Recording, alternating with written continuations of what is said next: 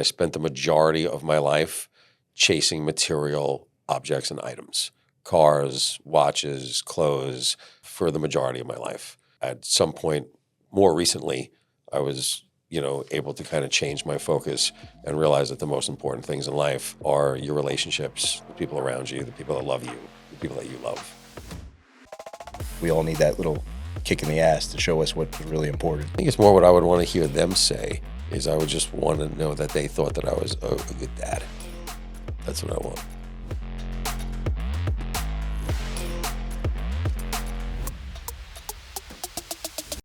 What's up, everybody? Welcome back to the Brave Ones podcast. This is a space where we talk about life, faith, leadership, and what it takes to make it in today's world. Today's guest is somebody that I respect, I look up to. He is an amazing father, a successful business owner. He's been a mentor to me.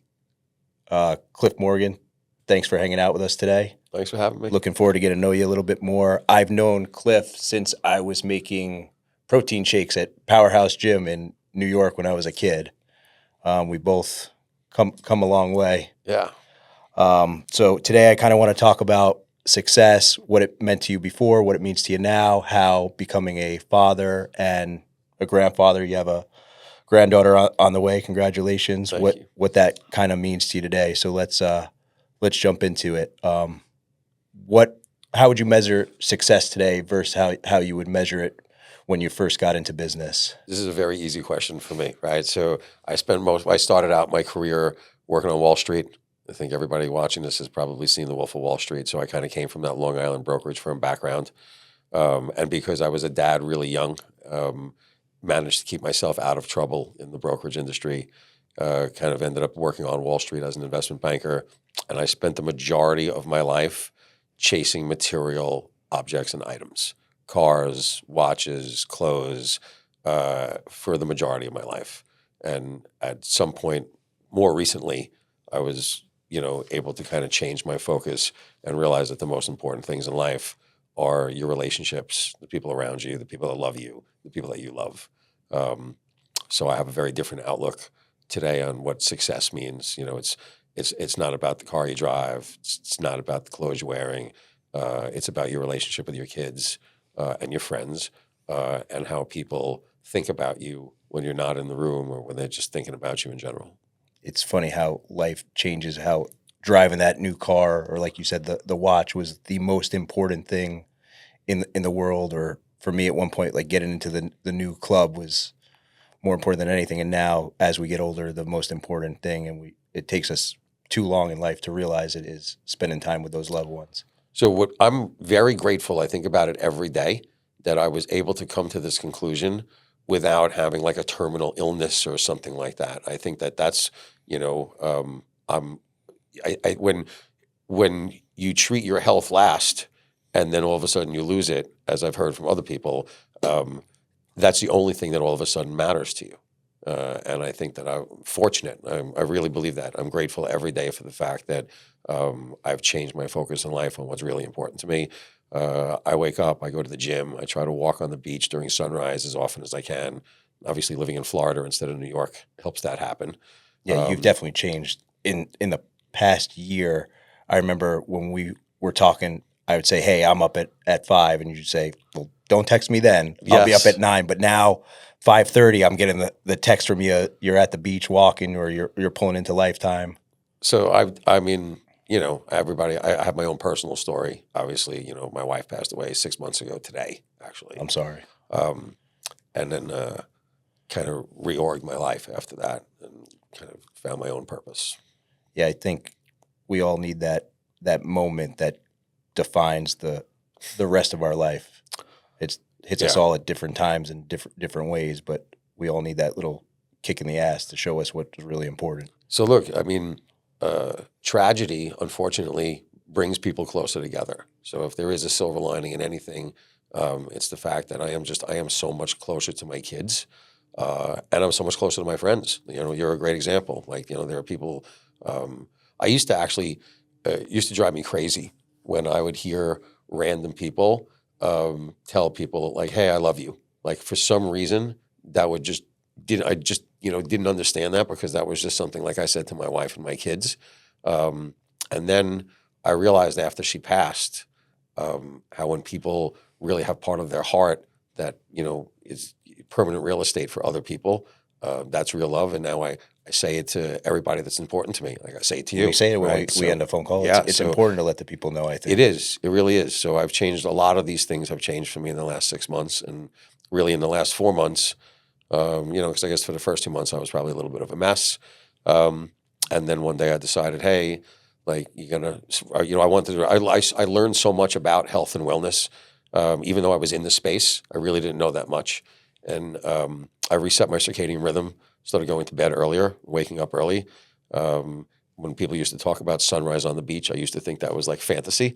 But I'm out of the gym. Well, daylight savings time screws me up a little bit. But typically, when sunrise is at 7:30, I'm already done working out. I'm at the gym. I ground. I walk a half mile in each direction with my feet in the water. By the time I get home at 8:30, 9 o'clock in the morning, the hardest part of my day is over. And then I get to work, which I love. You're wearing the Whoop, so you're tracking all of it. Yes, I live by this thing. I live and die by my vitals, apparently. It tells me when I have enough sleep. It tells me what my HRV is. And I'm a much healthier person today. And I think I'm going to continue to become. I think I'm just at the beginning. Thanks for sharing that, man. I know that's not easy stuff to talk about, share, especially on this kind of platform. I think it's important for a lot of people that go through a tragedy or a life-changing event to realize that you can get back on your feet and you don't have to stay in kind of that dark place for too long. Relying on your friends, relying on your community, your faith can definitely help you get back and turn into fitness, and concentrating on your health, I think, is always a positive move. What was a hard lesson that entrepreneurship taught you that you couldn't have learned in any book? Being humble, right? I used to be embarrassed about certain things financially that I would keep secret, and I will tell you exactly the lesson and how it happened. So my business, my former business, G Fuel, became profitable October 7th, 2014, and I know exactly that date because I hadn't made a mortgage payment in probably close to 3 years, and my electricity turned off multiple times, and I still managed to hide this from pretty much everyone.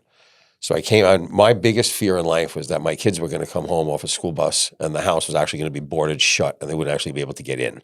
And the mortgage company decided to put a note in everybody's mailbox on my block, letting them know that my house was now in foreclosure. And that was somehow liberating to me because I suddenly no longer had to hide the fact but I believed in what I was doing. And I knew that I was growing a business that was eventually going to make money. And I was willing to move into a box in order to do it. But it's a humbling experience. And then obviously the day I turned profitable and started making money was like a real great victory because I knew I could do it and I had the fortitude to stick it out. But every entrepreneur knows that, there's when people say, oh, I started a business in my garage. Of course you did. Like, everybody starts a business from home. It's like not like you have a great idea and you go out and rent big office space. So it's very humbling to be entrepreneurial. Well, I was going to ask you what makes these entrepreneurs that last different than the guys who fade away, but I think you pretty much just answered it. It's unfortunate that a lot of businesses go out of business, but in many cases because they just don't have enough time. And myself included, I was a little naive in terms of how much business I was doing to leave a profession that I was making money in, how much money I had in the bank. And I was like, I was selling supplements and got into GNC and vitamin shops. And all of a sudden I was like, that's it. And left my old business to do it full time. And it took 8 years before I started making any money. You have to be a little delusional and believe in yourself to a whole nother scale to make it. Yes. You have to have self-belief. And you have to, and then with the difficult thing about being an entrepreneur is ultimately when things are working, you don't get to spend any time enjoying those things because there's always things that aren't working. And you can't spend your time on the things that are working out well because you're just putting out fires. I think my definition of a good CEO or a good entrepreneur is somebody that can go from one fire to another all day long and put them out. How do you make decisions as a business owner and an entrepreneur when there's not a clear cut answer?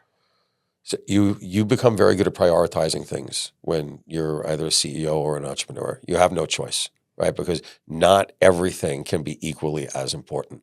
So you have to make quick decisions. You have to really understand all the nuances of your business. And ultimately, when you hire people, you need to, delegating is, I think, one of the toughest things for growing entrepreneurs. But eventually, if you want to have a successful business, you need to either train people around you that are good at what they do or hire people. And when you delegate, you need to have confidence in that so you don't have to go redo the work that you just delegated to someone else because now it's just taking twice the time. So you were super successful with G Fuel, built it from scratch, exited. Now you're involved in Kinetic. What drew you to that drink and that brand, and how has it become such a passion project for you? So I never thought exiting G Fuel that I would ever do anything again in beverage. And I do help a lot of, and I have helped and continue to help people that meet me, reach out to me. I don't really consider myself a mentor, but I think it's good karma. And if there's anything that I know that I meet somebody that could use some advice or knowledge, I do that. You definitely are a mentor, man. You've taught me a ton. Anyone that I've introduced you to or told you about that has something with a beverage drink, you just talked to one of my friends, or they're starting a business. Oh, that's right, Kevin. You're always there to help them out and give them a little bit of a. Most of these lessons are tough lessons, right? So it's if I know anything that I can help anybody with, I do. I feel good about myself for just trying to help other entrepreneurs, right? So I was exiting G Fuel, and I think it was an attorney introduced me to the two co-founders of Kinetic, Devin and Peter, who are brilliant guys, right? And they're not in their 20s; they're in their early 40s, so they're younger than me and can still work 18 hours a day. But when I say they're brilliant, they're very bright, and they had. So I met them under the premise that they had technology in beverage. So I could not have been more skeptical. I said, what technology? There is no technology in beverage. Everybody pretty much makes the same thing. And whether they put it in a special kind of can or so they said, no. So you have to meet them. So I met them in person, and they had invented a bioidentical ketone. And they had a patent, and they had co-authored the patent with the largest organic sugarcane grower in Brazil. And I was very impressed, and I just was helping them. I was looking at their packaging and talking to them, and ultimately they had little glass bottles of ketone elixir, and they were really smart, and they really knew the science, and they had a portfolio of patents that they were developing, but they weren't really sales and marketing guys in beverage. And I took everything that I knew from G Fuel, and not just the things that I knew that I was good at. I think one of the benefits of having done it before is knowing what not to do when beverage is a very cutthroat business. Beverage distribution is very, very difficult. And ultimately, after just helping them for a while and getting to know each other, there came a point where I said, look, I want to be a partner with you guys, and I want to help rebrand this and put it into something a little bit more consumer friendly. And ultimately, that's what happened. So for people watching this that don't know what a ketone is, can you explain that to us, why it's important to our bodies, and how is Kinetic going to basically change the world? So that's a great question. So I'm hoping, and look, like we were talking, I met you at a gym when only bodybuilders were really taking protein because it was chalky and it was gross. And unless you were really into fitness back then, you weren't taking protein. Now it's common knowledge that protein feeds your muscles, right? Girls leave Pilates, yoga, gym, and they still consume protein because they know it's good for their muscles. Well, ketones fuel your brain. Okay, they fuel your brain, and it's also the preferred source of energy for your mitochondria. So if you go all the way back to your 8th grade science class, when everybody learned about your cells and mitochondria, um, ketones feed your brain, and typically, in order to get your body to produce ketones, people have all heard about the keto diet, going all the way back to Dr. Atkins. Low carb. People fast, which is also a huge trend now. So your body, your liver, will make ketones after you deprive yourself of carbohydrates and food for 48 to 72 hours.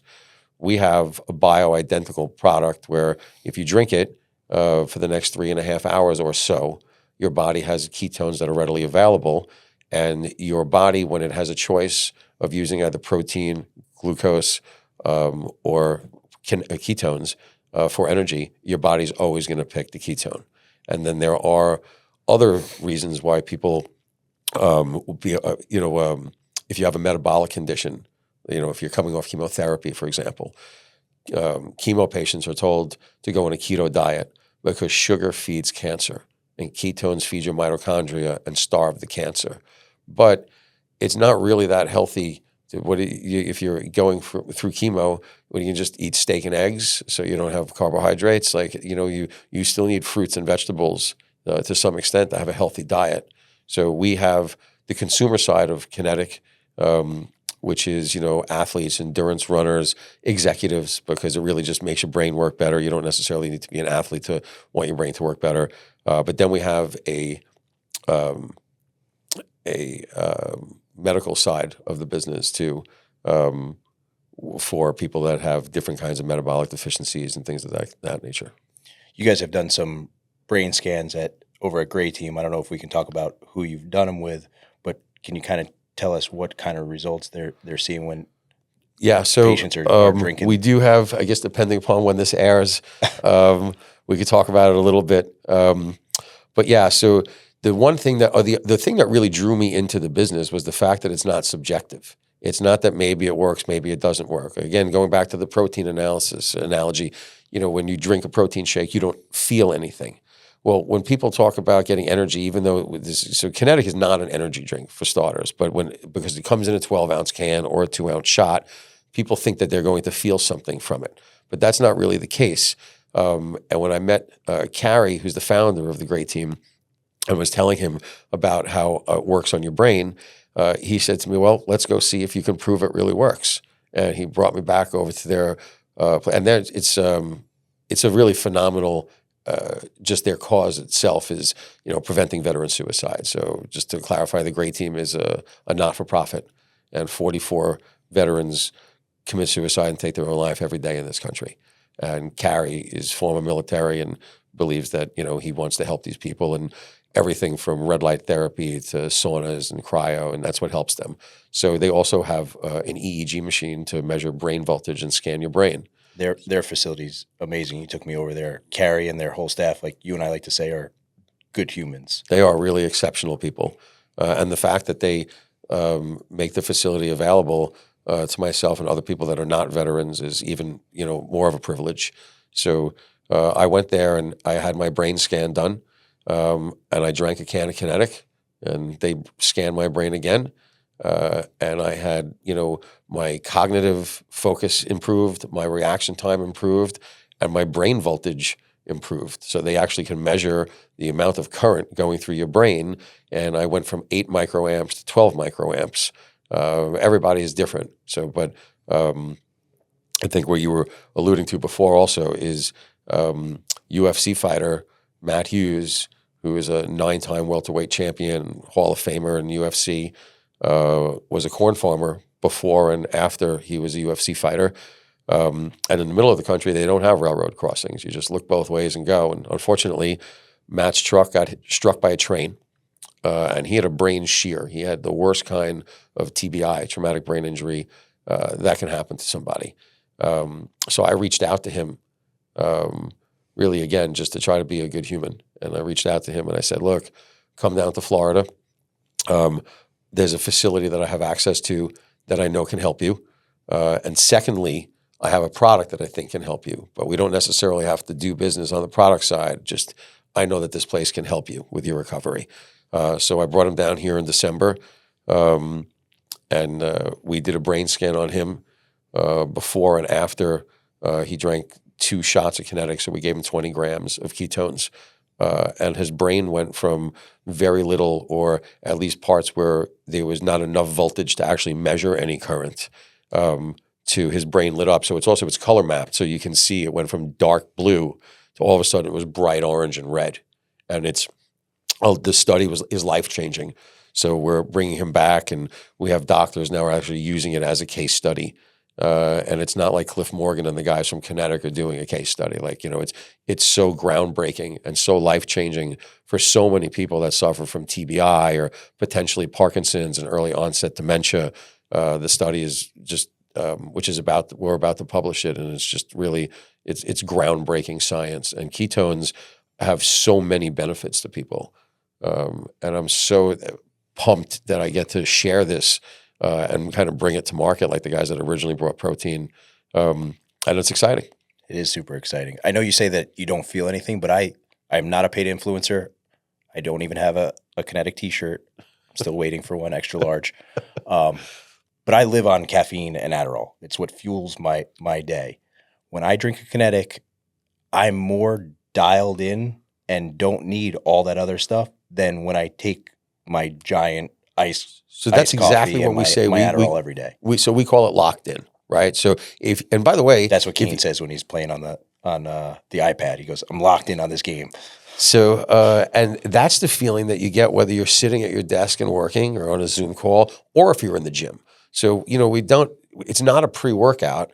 But if you still want to be more in the zone when you work out every day, and sometimes you just either don't feel like being there, or something going on in life or business is distracting you, there's really nothing more productive when you're working out than really feeling locked in on your workout. Yeah, it definitely does. And that's what Kinetic does.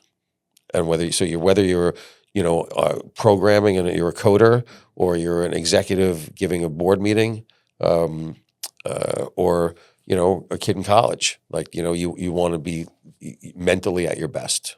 I'm excited to see more and see those studies come out from Kinetic. Sorry. This is a question I ask everybody. What's a quote or a principle that you kind of live your life by? Don't lie, don't cheat, don't steal. And what does that mean to you? Again, it just comes down to being a good human, right? So, it's funny because, as you know, I was not a big country music fan because I just didn't have the exposure. It's not like I didn't like country music. I just didn't really listen to it. And then recently I've been listening to Tim McGraw, and he has a song,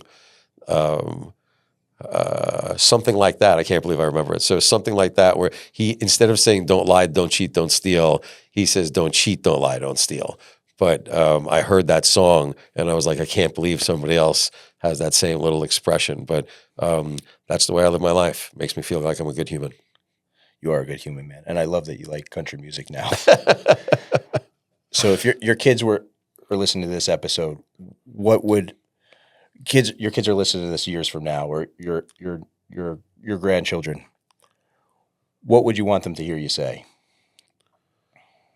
I think it's more what I would want to hear them say is I would just want to know that they thought that I was a good dad. That's what I want. You guys are, from all the trips you guys have been doing and spending a bunch of time together, you're doing a good job, man. Yeah.